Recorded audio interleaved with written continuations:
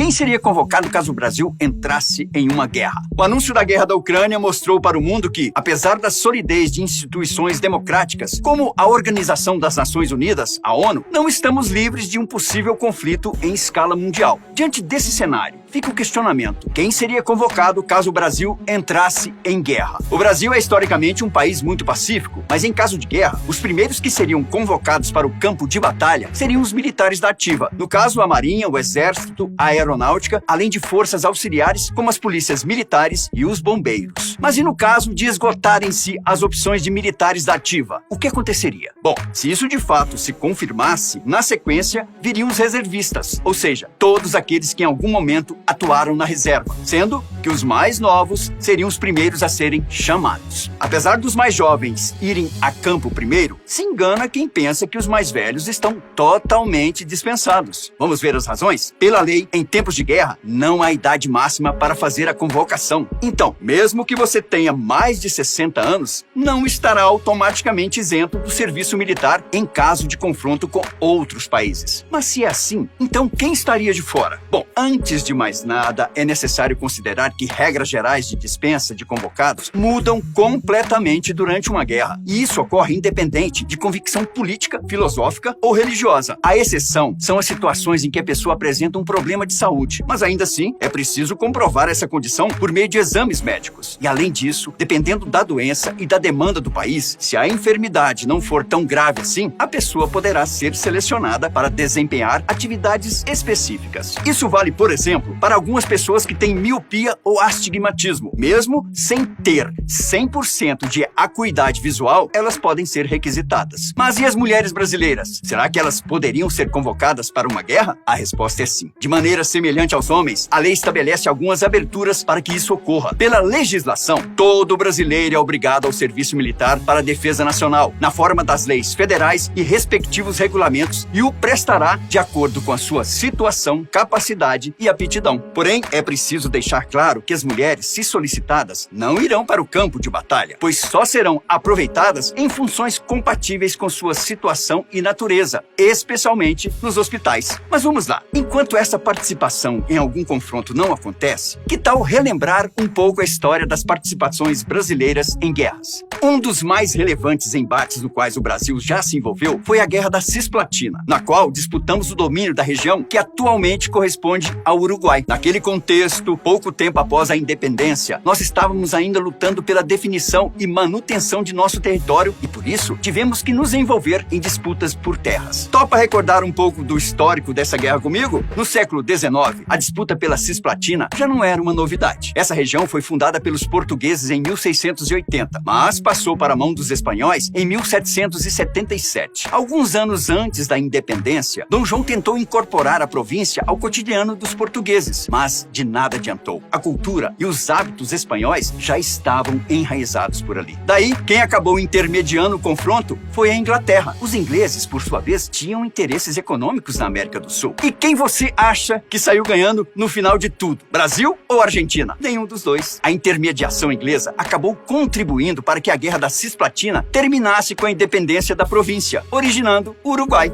Mas e aí, já pensou no que faria caso fosse convocado para uma guerra? Uai, seu app de vídeos curtos.